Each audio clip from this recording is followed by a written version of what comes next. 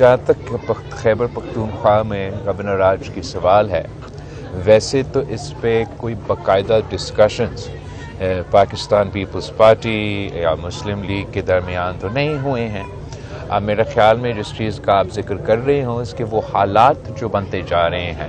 اور یہ جس sort of سمت پہ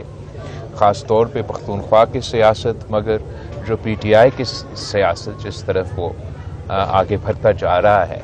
وہ خود ایسے حالات پیدا کر رہے ہیں جس سے وہ وفاقی حکومت کو مجبور کرے کہ وہ سخت اقدامات لے۔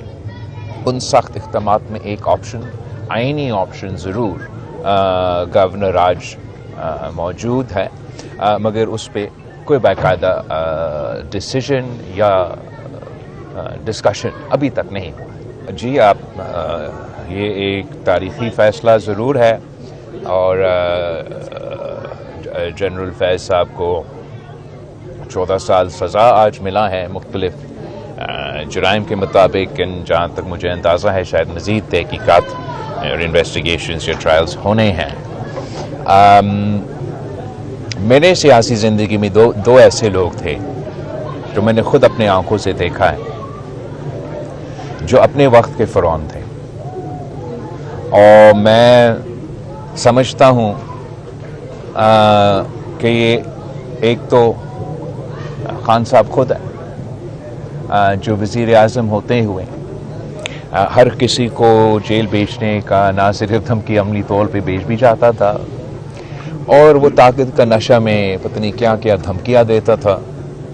کہ وہ اسی بھی نکال دے گا، وہ فلاں کر دے گا، وہ فلاں کر دے گا۔ انہوں نے یہ ہماری سیاست میں ایک بار پھر ایک بری روایت ڈالی تھی کہ نہ صرف کہ جو سیاسی حریف ہیں مگر ان سیاسی حریف، ان سیاسی مخالف کے جو گھر کے عورتیں ہیں، خواتین ہیں، ان کو بھی نشانہ بنایا گیا، اور مریم شریف صاحبہ کو،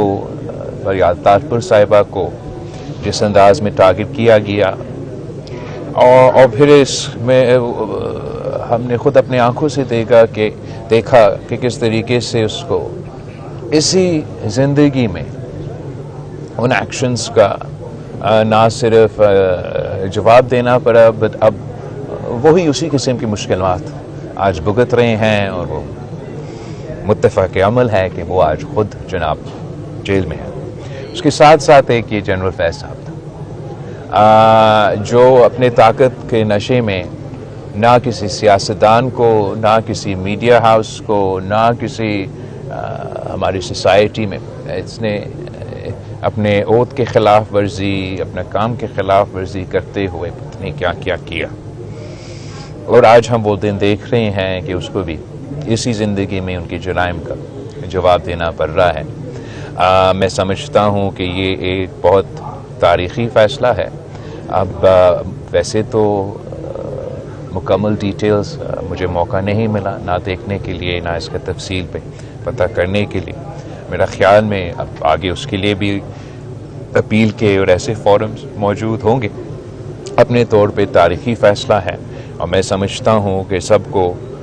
توبہ بھی کرنا چاہیے اور اپنا زندگی کو ایسے گزارنا چاہیے، خاص طور پہ وہ لوگ جن کو کسی نہ کسی وجہ سے اللہ تعالیٰ کبھی آپ کو کوئی موقع دیتا ہے، اختیار دیتا ہے، ذمہ داری دیتا ہے، تو اس ذمہ داری کو آپ کو